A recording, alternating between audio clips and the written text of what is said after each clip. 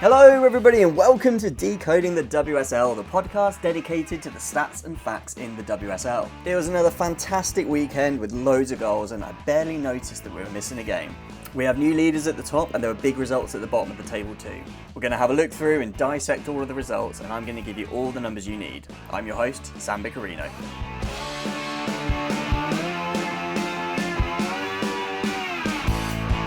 Yes, hello listener and welcome to Decoding the WSL. Thank you for joining me. It is Monday the 7th of October in the evening as I record. It will probably be Tuesday or maybe even slightly later by the time you're listening to this. As I mentioned, we're going to go through each match individually, but let's just have a quick roundup of what happened this weekend. We only had 5 games due to a postponement for Chelsea Man United, but there were still 15 goals across those 5, so 3 matches per game, which is even more impressive when you consider there was a 0-0 in there. Brighton hosted Aston Villa, but it was the referee who was the villain in the 4-2 home win. 2 red cards, both seemingly quite dubious. To quote Kasparai, it was stop hammer time for Man City at the Joy Stadium as they breezed past West Ham 2-0.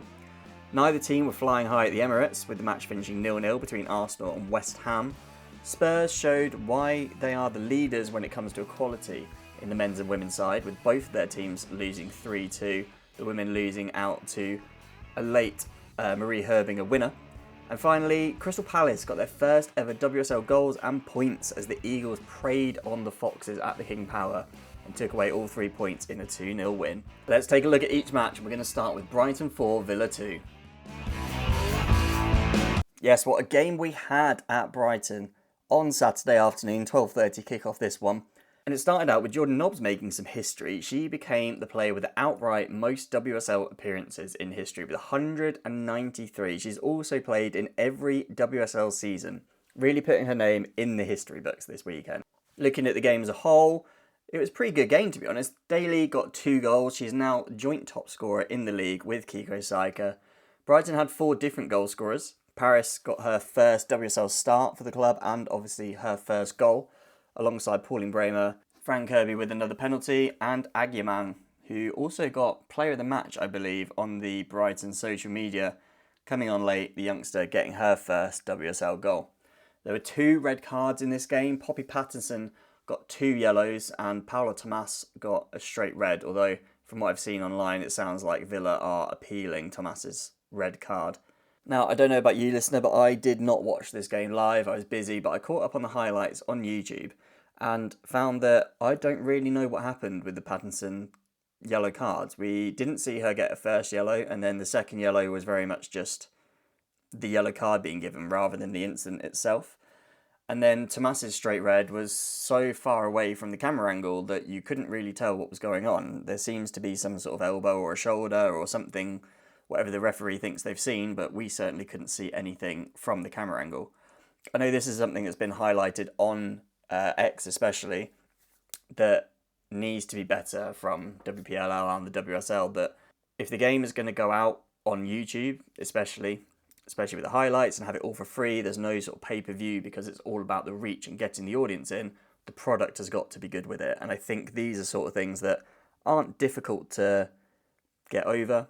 Just, having an extra camera angle is probably a lot easier said than done, but showing the replays and maybe zooming in or actually showing the replays, for example, of Patterson's 2 yellow cards, I think are things that we definitely need to see and things that I want to see improved in future, and I know other people have mentioned that on social media as well. Something else from this game is Katie Robinson went back to her former club. She is obviously now at Villa, but did not have a good time. She was subbed on at 65 minutes with the game at 2-2. And obviously, Villa did not score. She did not help her current team, win, but her former team did then score 2 further to take the game. Brighton didn't actually score against Aston Villa in the WSL last season, but they've more than made up to that this weekend with 4 goals. And Brighton have finally beaten Villa at home in the WSL. That is the 5th time they've played each other at Brighton and the first time that Brighton have won.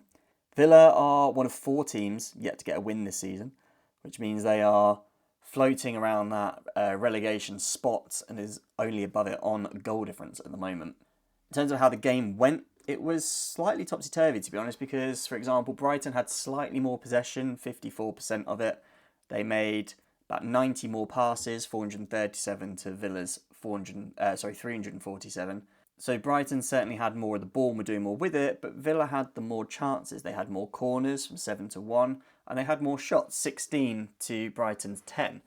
However, both teams got 4 on target, and Rachel Daly was the only player that had more than 1 shot on target, which you may expect seeing she scored 2 goals. Aston Villa are currently sitting with a -3 goal difference, but their expected goal difference is actually plus 0.2, so you can see that they are not scoring, well, both not scoring as much as their XG suggests, but also conceding more than their XG suggests. So teams are being very clinical against them, and they are not being clinical enough themselves. They've also been caught offside the most in the WSL this season with 10. Some good stats though for Villa is Rachel Daly now has the most XG in the league, although Kiko Seika has still got the most XG difference with plus 1.9. Daly has also had the most shots in the league with 12, and that includes 6 headers. Gemma Bonner with 3 is the only other player in the league to have had more than 2 shots from headers. So you can certainly see that Villa are trying to get the most out of Rachel Daly in a certain way. Fran Kirby has become the first player in the league to score 2 penalties this season. And Poppy Pattinson has become the first player to get multiple assists in the WSL this season after Myra Ramirez. Brighton have also had the most successful dribbles in the league now with 33, and they are also the only team that have made all the subs available to them. So each team, if you don't know, gets to make 5 subs maximum per match. It seems like the sort of thing that you would exercise as much as possible, especially with some major injuries happening throughout the league, which I think we all know is largely due to fixture congestion and too many matches and too much emphasis per player on their bodies. So you'd think teams would want to be making as many subs as possible. But yeah, after 3 games, Brighton, the only team to have made all 15. Manchester United and Chelsea, I know they haven't played all their matches, or the same number of matches anyway, but they both only made 9 in their first 2, so they haven't made the most. But there we are. I thought that was a bit of a strange thing, so I wanted to highlight that. Overall, I'm not overly surprised to see Brighton win this. I did predict that in the preview, but I'm surprised by the amount of goals in this game. I didn't realise there was going to be as many as 6. The XG in this game was 2.6 versus 2.3, so you'd probably expect 5 goals from that, 4.9 XG in total. But if we look at that per team, that's Brighton scoring 1.4 goals more than their XG, and Villa scoring 0.3 less than their XG. In the preview, I did say that if they got a similar XG in this game, that Brighton would probably win it because they are just so much more clinical this season.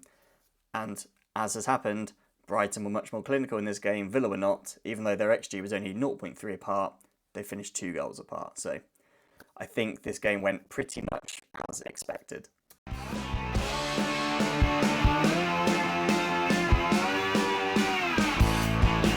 On to Sunday's games, and we're going to start with the first one of the day, which was Man City 2, West Ham 0. This was Sunday 1 o'clock, live on YouTube. Vivasai thought she'd put the Hammers 1-0 up early on, but was disallowed for offside. Then Hemp acted quickest and made a very composed finish, catching Lee Mengwen napping and then slotting past Shemek in goal for West Ham. Hemp also hit the bar in the first half. She also missed a sitter and she was denied by a great save from Shemek, so she could have had 3 or 4 goals on another day.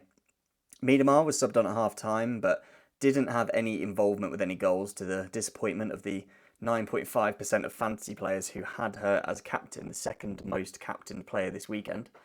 The most captained player, Bunny Shaw, intercepted a poor back pass from Zadorsky and set it up for Mary Fowler to head home, so she did get some points, which was great news for me because I was one of those that captained her. So that was 2-0, they were the goals. Leo Arby also hit the bar late on, but didn't quite get the third goal, so it finished Man City 2, West Ham 0. That is now 6 league wins in a row against West Ham for Man City, including 5 clean sheets. You can really tell they do have West Ham's number. They know how they're going to play and they know the way to get around them. And to be honest, Man City just do have the better quality players, don't they, at the end of the day. West Ham have now had 1 point from their last 7 WSL matches away from home.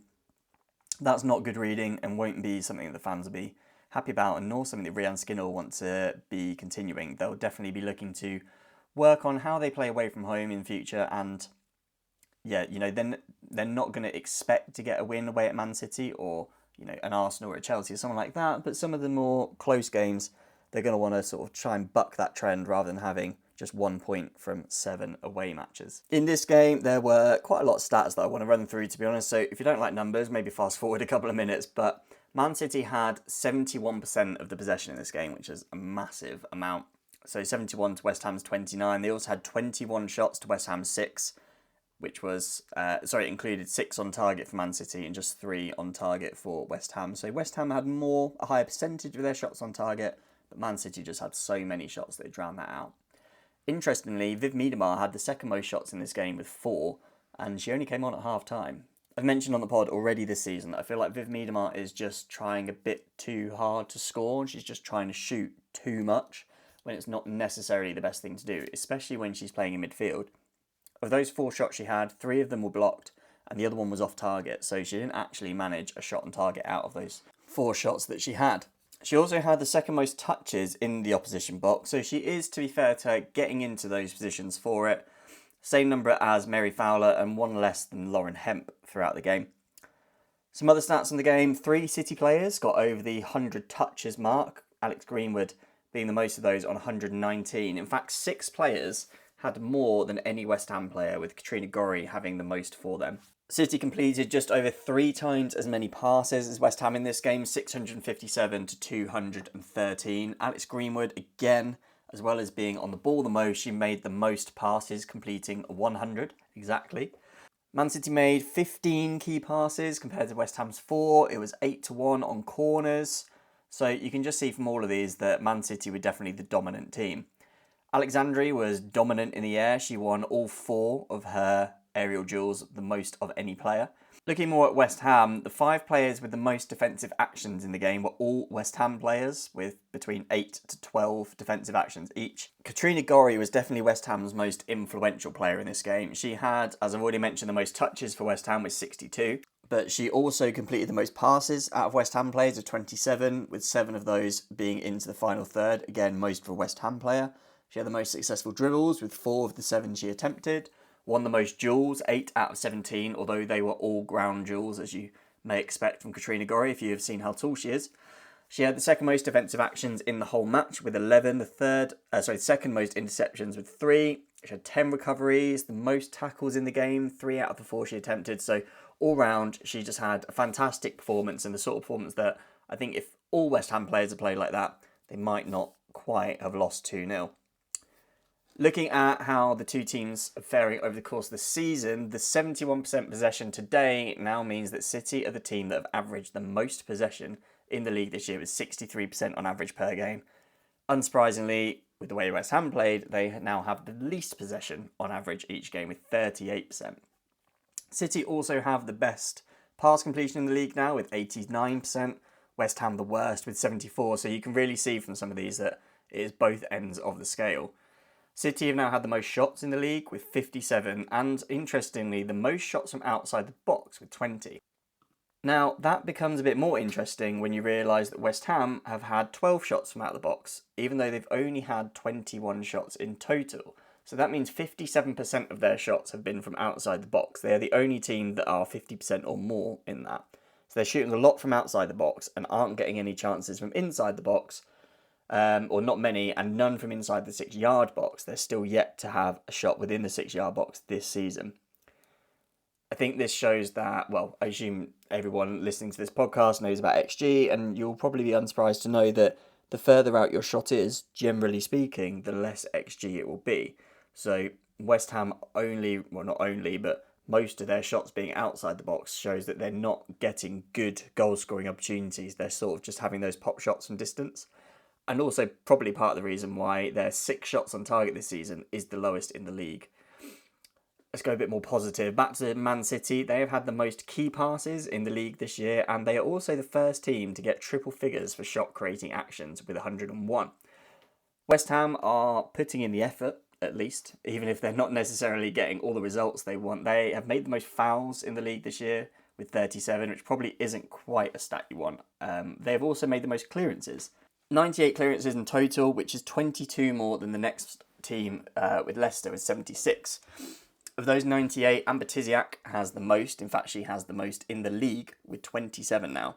And just one more final bit about West Ham is the number of touches they've had. So they've had just over 1,200 touches in total.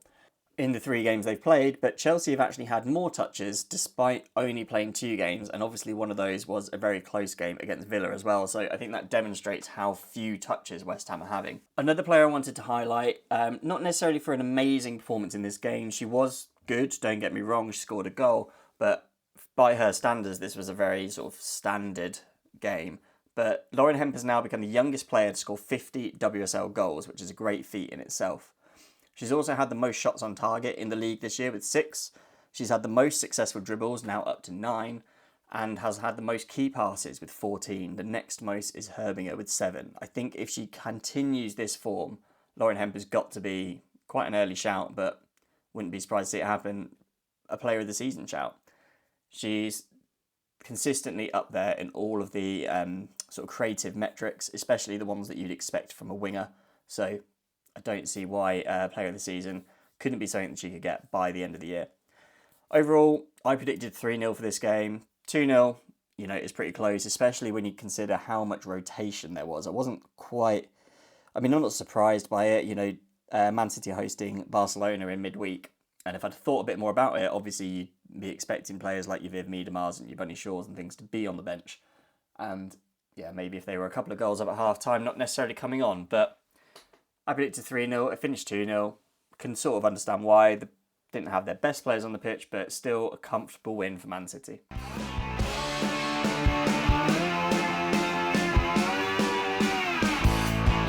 Now, at the 2 p.m. game on Sunday, it was my team, Arsenal, hosting Everton at the Emirates. And, I'm probably not going to spend too long on this one because it wasn't a game that's going to go down in history. Daphne van Domselaar got another start, so up to you whether you think she's now number 1. She has probably fully recovered from the injury she had at the end of last season. Maybe Mary Zinsberg is going to be the Champions League keeper and Van Domselaar is going to be filling in the league when there aren't, or when there are Champions League games midweek. Who knows? But she kept a clean sheet, as she did last time as well in the match away at Leicester. As the game finished 0-0, and as I said, it's not one that's going to go down in history as one of the greats. It was probably one of the more boring games you will watch this season. Everton made a few individual errors throughout the game that gave Arsenal chances, and I'll come back to that later on. But you could tell that Everton were intent to play out the back. They weren't going to come and just sit back, which, if you look at their stats, you might think they're the sort of team that is really good at sitting back because they tend to have quite low-scoring games, as I've mentioned before, especially against the big teams. They're good at preventing them from scoring. Unfortunately, in this instance, for the Arsenal fans like myself, they completely prevented Arsenal from scoring. But it's not, a sit-back, low-block kind of play. It tends to be trying to play out the back and put some pressure on, although at times sitting back, and when they do sit back, obviously, that is then a point where Arsenal, not just against Everton, but against other teams as well, in previous seasons as well, have really struggled to break down. But not too much to mention in this game. I thought Kyra Cooney-Cross and Claire Wheeler had a good battle in midfield, and I think when you're looking at the battle between 2 centre midfielders throughout the game, it sort of shows how much interest there was in the fun parts of the game. As well as generally not having the best game, it's also the end of what was a very one-sided, and I suppose still is quite one-sided, head-to-head streak in the WSL, because Arsenal have beaten Everton until this weekend every single time they played them. Obviously now there is 1 draw for Everton and the rest of them are still Arsenal wins. It'll be interesting to see if Everton can overturn that when they go back to Everton's ground later in the season. Arsenal do extend a record that they will be happy with, though. They are now unbeaten at home in 12 WSL games. The last loss they had was the 1-0 against Liverpool at the start of last season. So, although they're not necessarily getting the points they want against what they'll deem as a team they should be beating, it is still a good record to have at home and shows that the Emirates especially, as well as obviously doing some matches at Boreham Wood as well, the Emirates is becoming a bit of a fortress for them. Some stats from the game. Arsenal dominated the possession. They had more than double the possession that Everton had, 69% to 31%. Arsenal's passing was so much better, 88% to 71% on the pass completion. And then the actual volume of passes as well, 614 completed by Arsenal and 231 completed by Everton. That included Leia Cadena, who had the most in the match with 85. The 7 players that completed the most passes in the match were all Arsenal players, which I think shows as well how sort of dominant Arsenal were on the ball. The most completed by an Everton player was Courtney Brosnan, which, yeah, is not necessarily your keeper that you want to be having that stat. She had 36 completed passes. In terms of shots, Arsenal had 21 to Everton's 5. That included 5 on target for Arsenal with 2 on target for Everton. Frida Marnham had 7 shots in the match. 7, which is a lot for one player to have, not just have a third of a team's shots, but to have 7 in one game. No other player had more than 2. Frida Marnham, of those 7, got 3 of them on target, which means she had more shots on target than Everton did. Yeah, she had a good game. Frida Marnham, or she was involved a lot anyway, she also had 12 touches in Everton's box. The next player with the most touches in the opposition's box was Caldente with 6. No Everton player had more than 2 in Arsenal's box. And Frida Marnham, this is a stat that I wasn't necessarily expecting to see, but I was quite impressed with. She had 55 touches overall in the game, which, for a centre midfielder isn't a ridiculous amount. It's relatively average, but she wasn't dispossessed once. That's quite impressive. To be on the ball 55 times and to never be dispossessed, even against a Everton team that was pressing sometimes, that's still quite impressive. Caldente had the most touches in the game with 116. Katie McCabe joined her in getting triple figures with 100. That is quite a lot. You don't always get games where a player has over 100 touches, so not only is that very good, but it also shows a lot of Arsenal attacking down that left-hand side, with Caldente and McCabe having the most touches in the game. The player with the most touches tends to normally be a centre-back, so to have it as your left winger is very impressive from Arsenal. Onoka Hayashi had the most defensive actions in the game with 15, and Van Hevermaet, who I thought she had a fantastic game, to be fair. She had 14, and then next was that woman again, Caldente, on 13, more than double of any other player. Katie McCabe having the next most defensive actions with 6, but as I say, the 2 with the most were, unsurprisingly, Everton players. Caldente also had 7 tackles out of 9 that she attempted that she won.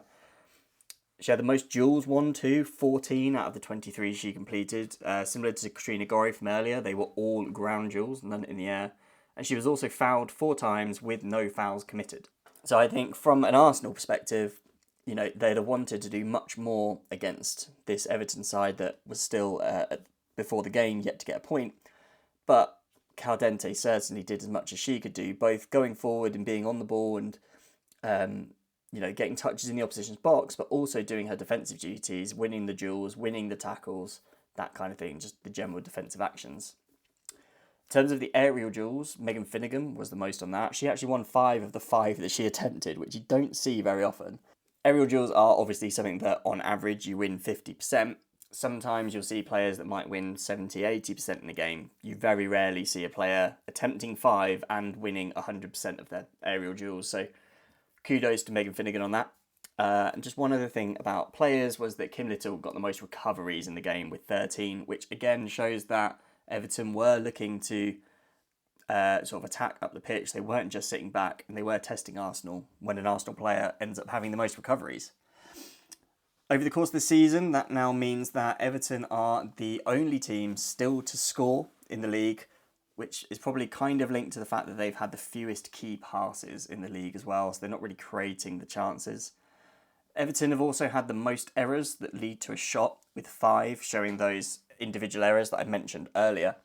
But a bit of good news from Arsenal is that Arsenal have now used the most players in the league with 19. This was a stat that was quite interesting over the course of last season, especially with Manchester United and Mark Skinner, because he was famously someone that didn't use many. I think they ended up with 20 or 21 they used over the course of last season. Chelsea were the most with 30, I think, off the top of my head. So Arsenal already on 19 and will probably sort of get some more of especially the youngsters in throughout the season, because that is something that Jonas tends to like to do, especially as we're getting to areas where Champions League games are coming in. Obviously, cup games will start coming in domestically as well, so there'll be a need to rotate. I did have a question on this match, specifically on Arsenal, which was from Steph on Instagram, who said, "Are there any stats behind Arsenal's inability to sink a shot on target?" As much as that hurts my feelings, Steph, it is a good question, and the answer is yes, there is some stats behind it. So I want to introduce you to something, if I haven't mentioned it before, called post-shot XG. You might also hear it as XG on target, which is basically the XG metric, but it only accounts for shots on target. So that's not to say that you will always get less post-shot XG than normal XG, because the calculations are obviously removing all shots off target.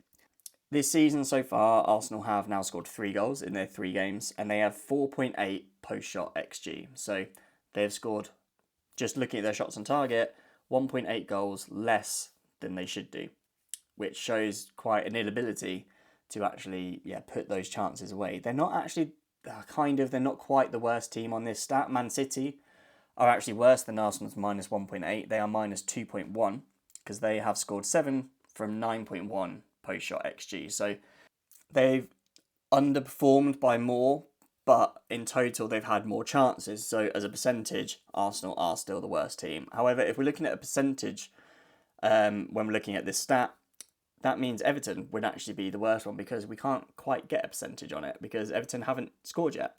They've got 1.0 post-shot XG, so with the shots on target that they've had, you would expect them to have scored 1 goal.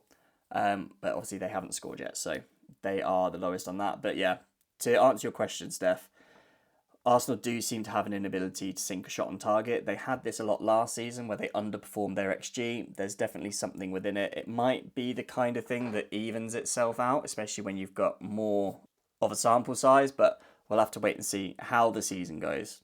Overall, this is another one of Arsenal dropping points against teams they should be beating. It's another one of Arsenal not being able to unpick a team when they sit back, and then when they have gone forward and tried to test Arsenal, they can't quite beat them on the counter. But 0-0 was how it finished.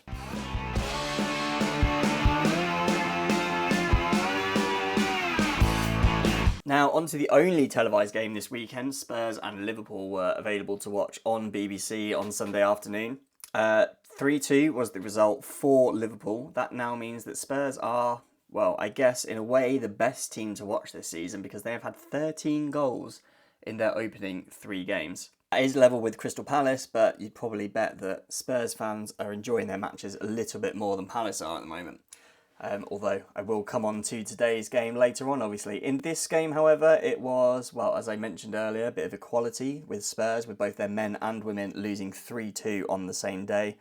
Spurs women, however, weren't 2-0 up in this game, because Liverpool scored first. Capox scored her first WSL goal from, I don't know the exact distance, probably something like 35 yards, intercepting a poor pass out from Becky Spencer and lobbing her from distance with a very quick finish. Very impressive. Then there was a quite unfortunate goal for Taylor Hines, deflecting a cross that came in. I think Rachel Laws would have had it if she left it, but don't know whether there was miscommunication, wasn't quite sure, but Hines went for it and slotted it behind her keeper. Then came Marie Herbinger. It was definitely the story of her, because she scored an absolute worldie of a free kick. If you haven't seen it, go and check it out. Either it's probably flying around X still, or go check it out on YouTube. It is brilliant. So that gave Liverpool the lead, but Spurs came back with their second goal. It was very well worked, and once again, a shot was deflected past Rachel Laws. There was definitely less she could have done about it this time. Gemma Bonner doing her best to get in the way, but unfortunately, it was more of a unfortunate deflection, this one, rather than Taylor Hines trying to get in the way of the cross. And then came a relatively contentious moment at the end of the match, with Molly Bartrip and Ash Neville seemingly sandwiching one of the Liverpool players in the box and giving away a penalty. There were a lot of people on X saying this shouldn't have been a penalty. I think it's one of those that, in the moment, I think I'd have given it as a penalty if I was refereeing, albeit I'm not very good at refereeing. But I also thought it was one of those that if the women's game did have VAR, that it would be one where it wouldn't be overturned, because you just trust the decision that was on the field. If it wasn't given, there wasn't enough to overturn it. But again, if there wasn't enough in it to overturn it. Personally, like I said, I think it should have been a penalty, and Marie Herbinger stepped up for that one as well and won the game in injury time with that penalty kick, making it 3-2 at the final whistle. This was Liverpool's 4th game in a row in the WSL where they've been unbeaten against Spurs. And Liverpool are just continuing the very good away record they had last season. The only games they lost away from home last season were against the top two, City and Chelsea. So if they can continue that this season, they can be potentially looking at another top 4 finish, maybe even better. In terms of in the game, the actual stats, well, it was not quite one-way traffic, as you probably guessed from how the game went. Spurs had the most possession with 62%, but Liverpool had slightly more shots, 14 to Spurs' 13. If you look at the shots on target, they start to tell a bit more of the story of how the game went. Spurs only had 3 shots on target to Liverpool's 8. Olivia Smith had quite a lot of shots for Liverpool in this game. She had 7 in total and got 4 of them on target, so she had more shots on target than Spurs had. Marie Herbinger was the only other player with 2 or more shots on target, as you'd probably expect with someone that scored 2 goals. Olivia Smith kind of redeemed herself the other end of the pitch though. She made the most tackles in the game with 3.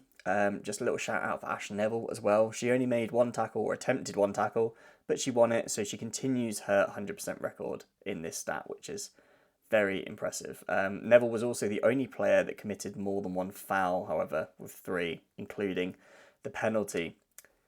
Sophie Hogg created the most chances in the game with 3, which is something that we're starting to see from Liverpool this year.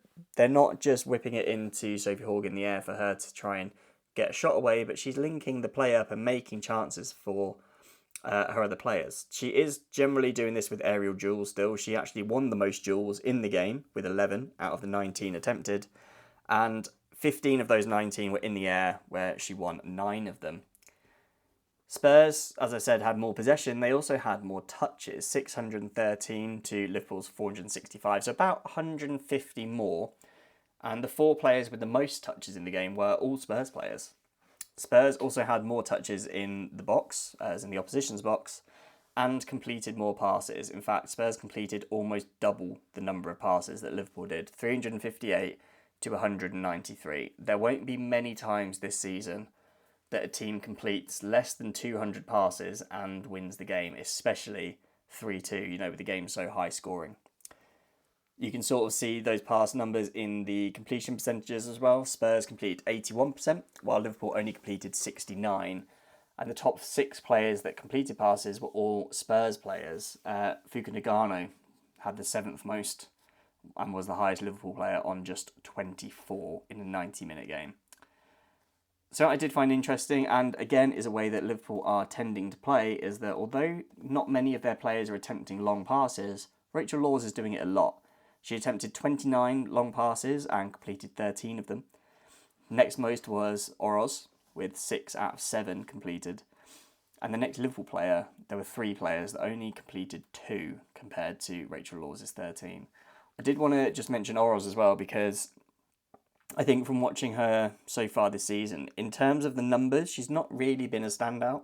She's not been, at the top of many of the lists. But from looking at her, with the eye test that I mentioned, as well as looking at the numbers, she looks like she's going to be an absolute brilliant signing for Spurs this season. And if she can start adding some output to her game as well, I wouldn't be surprised to see her up there, maybe for Spurs as player of the season. The other stat I wanted to mention was the number of clearances in this game, because generally, you tend to get a similar amount, but Liverpool had way more in this game. Spurs had 9, which is relatively normal, but Liverpool made 32. Gemma Bonner on her own making 10, so Liverpool were not looking to play it out the back that much. That may be due to the Spurs pressure, that may just be from the way Liverpool are trying to play and just trying to clear it out, but 32 clearances in a match is a lot, 1 every 3 minutes. Looking at the stats throughout the season now, Spurs have now had the most shots on target. Now, I mentioned earlier that City have had the most shots with 57. Spurs have now had 22 on the target, which is the most, even though they've had 14 shots less than Man City, only 43. Olivia Smith has now had the most shots from outside the box with 5. Liverpool have had the most shots from set pieces, which I think is quite interesting. Obviously, with an absolute banger from Marie Herbinger today, or yesterday, I should say. So, more of that, if that's what we can expect from it. Unsurprisingly for Liverpool, they have had the most headed the shots. That is despite Rachel Daly having the most headed shots for a player. Liverpool were also the first team, again unsurprisingly, to contest 100 aerial duels. They've contested 107 in total, winning 54 of them. Interestingly, there are only 3 teams that have actually contested more aerial duels than Liverpool have won. Obviously, Liverpool themselves with 107, West Ham with 98, and Everton with 58. So only 4 above the 54 that Liverpool have won.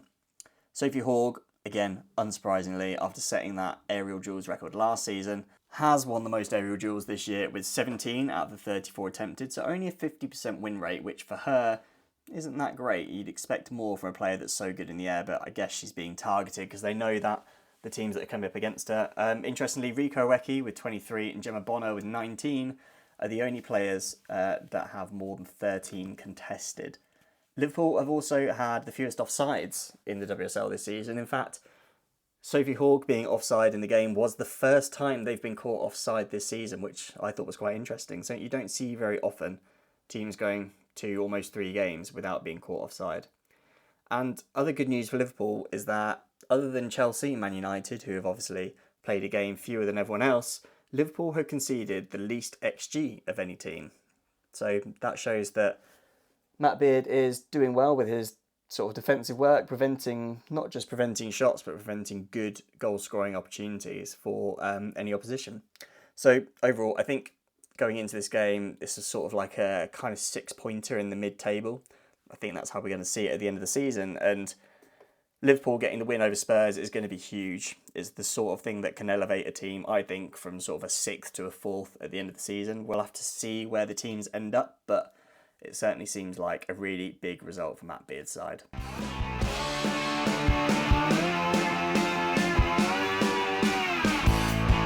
The final game of the weekend was Leicester 0, Crystal Palace 2. This was the 3 p.m. game on Sunday, live on YouTube. And yeah, as I said earlier on, Crystal Palace's first goals in the WSL and obviously their first points. Anna Blanchard scoring both of Palace's goals with a lovely backheel assist from Katie Stengel for one of them, and obviously the other one being a penalty, getting Crystal Palace's first ever points in the WSL and pushing them all the way up to a mighty 8th. They had quite a lot of shots from distance in this game, I thought, from both teams actually, kind of struggling to create and actually get good goal-scoring opportunities.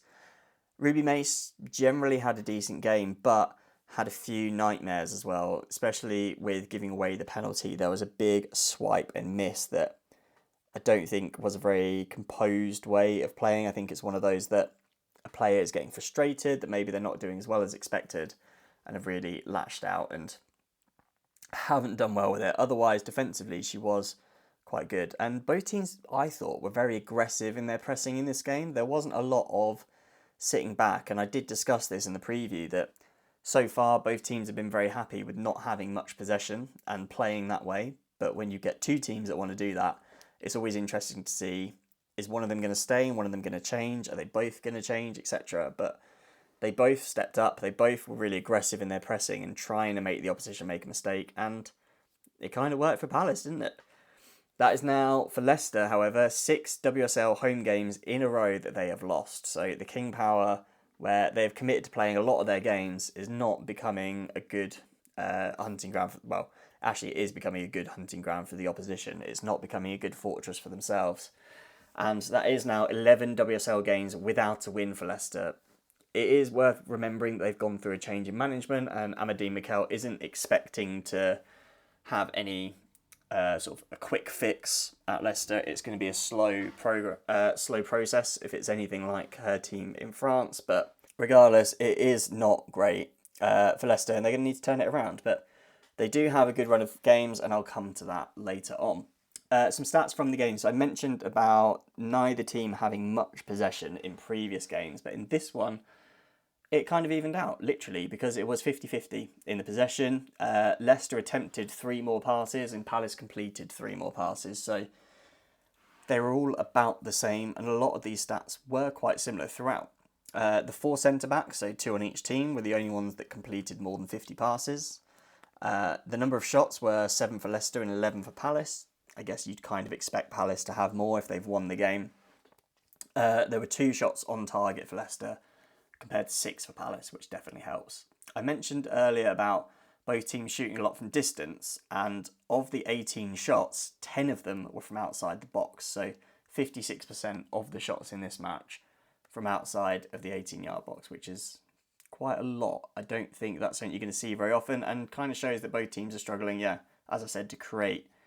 And when they come up against other teams that can create, I think both teams are going to struggle going forward. But I like to see the underdogs do well, which is obviously Crystal Palace this season as they come up.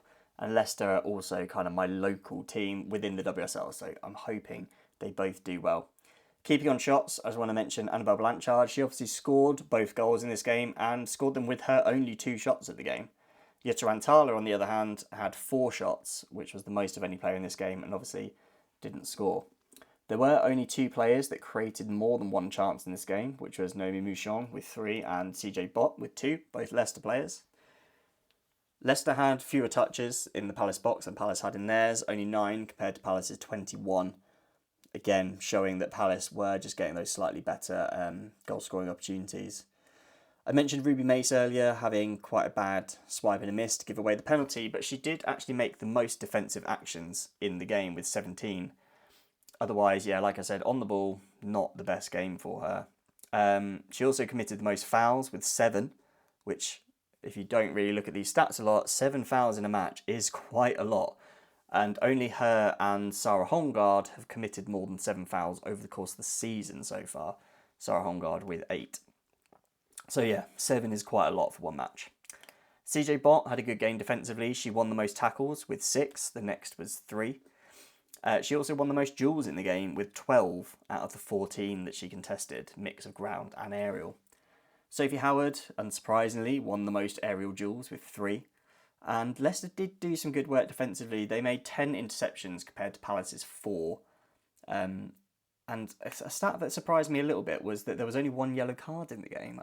I'd have thought in a game that is going to be a bit of a 6-pointer, you might expect a bit more oomph, I guess, from the players. But no, only 1 yellow, which is even more surprising when I tell you that, well, obviously I mentioned earlier that Ruby Mace committed 7 fouls. But both teams are now the 2 teams that have been fouled the most in the WSL this season. Leicester have been fouled 34 times and Palace have been fouled 31. So expect them both to be fouled a lot more as the season goes on as well. Leicester have also made the most interceptions in the league with 45. Obviously, as I mentioned, 10 of those are from today. And then just a couple of stats about Palace. You'll realise why I said shots, because they are yet to have a shot from within the 6-yard box, which isn't great. Obviously, as I mentioned earlier with Everton, being within the 6-yard box is generally the place you're going to get the most XG for your shots. So if you can't have a shot from inside there, you're not really going to get great shooting opportunities as often. Palace, however, a stat that I did think was worth noting for them, because I don't think there's many teams that are new to the WSL that 3 games in will have this stat, but they have still had 0 individual errors that have led to a shot. So not necessarily a goal, but just a shot. Not a single Palace player has made an error that has led to a shot. Now that kind of comes from having an experienced backline. You know, they've brought in the likes of Josie Green, who's got experience in the WSL. They've brought in Katrin Veje, who obviously has a good amount of experience in the WSL. But they've also got players like Amy Everett in, who's come up with them from the Championship. Playing at that level last season, is still looking at this level like she's not making an individual error, which is always good to see. Right, and breathe. That was a lot, wasn't it? I'll go on to a question I've had in from a listener. This is from friend of the pod, Charlie Parks, on Instagram, who says, how can I recapture my will to live after that Leicester performance? Well, the good news is for Leicester fans is that you've had a tough start to the season and then probably what you'd regard as a little blip against Crystal Palace, but look ahead, because yes, you're currently in 10th, joint on 1 point with 9th, 11th and 12th, but 3 of the next 4 games that Leicester have are against those other teams that are on 1 point, sort of joint with them in the bottom 4 places of the table. The other team is Brighton, who they have at Brighton in the first match after the international break. Leicester will, but Brighton will also have quite a few players on international duty, so it'll be interesting to see what teams get put out in that match and how Leicester do. I think if Leicester come out of the end of those 4 games with, 2 or 3 points, then it's probably panic stations. But I'd probably expect them to be getting at least 6 or 7 and moving up higher in the table. So, if you've got another 6, 7, 8 points, after 7 games, rather than having 1 point after 3 games, you're going to be in a much better place. Overall, this was, I think, generally quite a close game. A lot of it was done between the 2 boxes. There wasn't much of an impression in each box, but Palace did have the better chances, and I think overall they were good value for the win.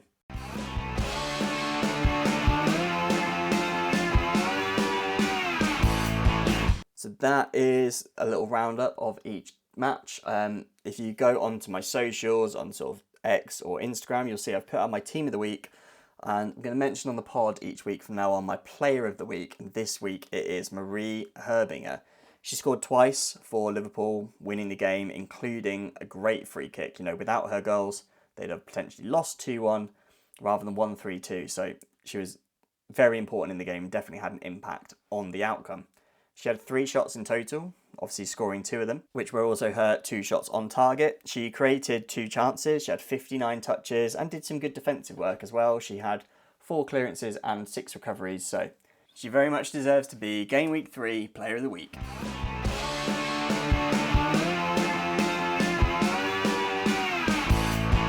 Now, before I go, I do have a couple of other questions that I got on social media that I didn't really have a space for in talking about each match individually, so I'm doing them now. The first one is from Auto Reclose on X, which was, what's your view on how to decide on buying players eligible for visionary points over the other better, quote, players in fantasy?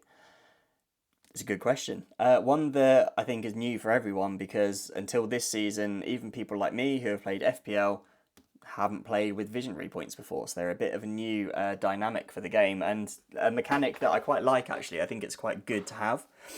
Generally, I think the way it's going to work is that the best buys are going to be the big price players, you know, your Bunny Shaws, your Caldentes, your Miedemars, Herbinger, those sort of players.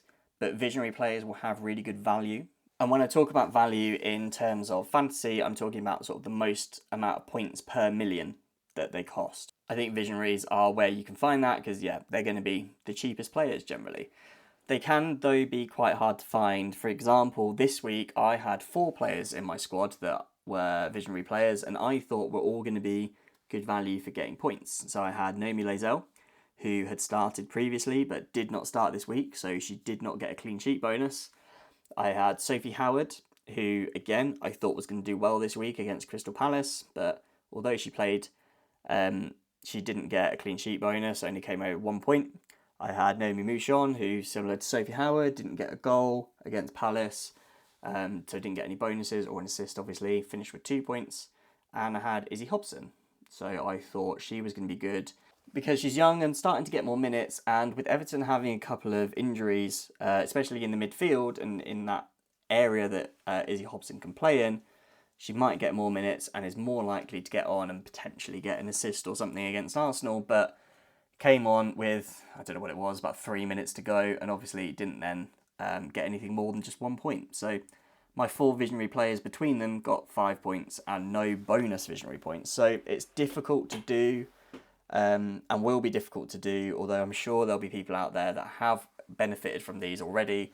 Think of people that have had maybe Kiko Saika in that first game. I'm not sure if you got visionary points for that, but if you did, there'll be players or people getting points for that, because I can't imagine many people had her in their team. Probably do now. But there will be other players that are in there, and I think if you haven't got the money to keep getting more of the big price players, which is normal, that's why there's a budget, you know, not everyone can get all of the top players, then instead of spending your money on someone that, you know, might not play at all, spend it on someone that might play and will get bonus points, the bonus visionary points if they do. I think that can be quite good value, but yeah. We'll see how we go throughout the season. You might get a different answer from me come the end of the season on that. The other question I had that I wanted to address at the end is from btattoo93 on Instagram, which was, which signings have impressed you the most in the first 3 games? So btattoo did also go on to say that it's not a big sample size, but in the first 3 games you can kind of get a bit of an idea of who is doing well and who is going to be doing well throughout the season. The first one that springs to mind probably for a lot of people is Kiko Saika. She obviously scored that opening day hat-trick. She's only accumulated 1.1 XG and has featured in each of the 3 games so far. So an overachievement of 1.9 for her. She'll be one to keep an eye on, and one that now she's scoring goals is a bit like, oh, why weren't we looking at her in the first place? Another player I want to highlight is Grace Clinton, who I know is not technically a new signing, but it's her first game for Man United after going back there. She's got 2 goals already from just 0.5 XG, plus 1.5 is second only to Kiko Saika. And the 1.04 goals per 90 for Grace Clinton is also second in the WSL. She's got the second most goals with 2, second most blocks with 8, and she's also got the second most goal creating actions and the 5th most shot creating actions. So she's doing a bit of goal scoring, she's doing a bit of creating, she's getting the blocks in as well. She's, as you would expect from Grace Clinton, working all around the pitch. And when she's then playing more, because obviously they've only played 2 matches so far, I expect this is going to continue from someone like her. Another player I expect high quality to continue is Caldente. Mariana, as she's also known, is putting up some really good creative numbers, but also some really good defensive numbers, which you might not necessarily expect from a winger. But she's had the second most progressive passes in the league with 31, the third most key passes, the second most passes into the box with 11. You know, those sort of passing creativity stats is going really well for her, going really well for Arsenal, and exactly what they need against those teams when it's hard to pick the low block.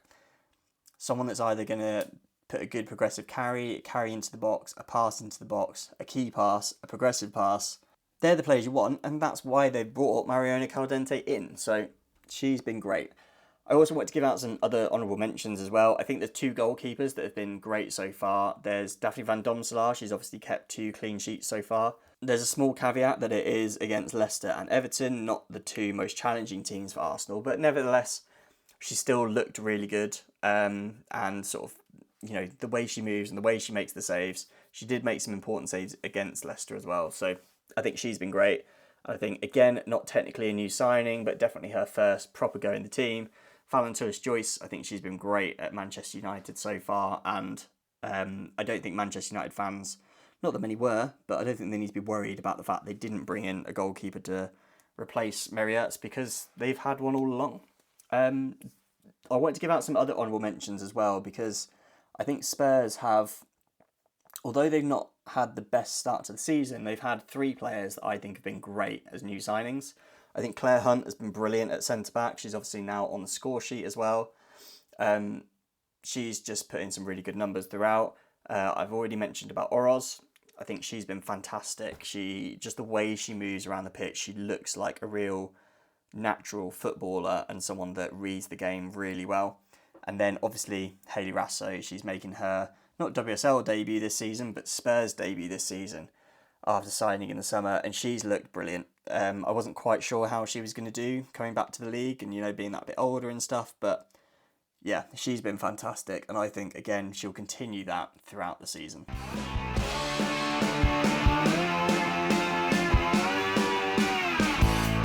Well, that is all we've got time for on Decoding the WSL this week. I hope that is a nice little roundup of the weekend's action for you from Game Week 3. We'll be looking ahead to Game Week 4 later in the week, but hopefully that at least gives you all the numbers you need to know. You can obviously find me on social media, mainly on Instagram or X, at Stattorino. Go on there, ask me any questions you need, follow up to the pod if you like. You can also find me a bit on Reddit and on TikTok as well, although I don't post quite as much on either of those. If you enjoy the pod, please do hit that like button or subscribe, depending on where you're getting your podcasts, and do leave a 5-star review. I'm still trying to grow the pod at the moment, so the more 5-star reviews, the better. They do help people find the pod. It makes us appear on, you know, the screens on people's Spotify, Apple Podcasts, YouTube, whatever. So if you want to help me out, please go and do that. It does mean a lot. And yeah, if you've got any questions, feel free to get in touch. Otherwise, I hope you have a good week, listener, and I will speak to you at the next one.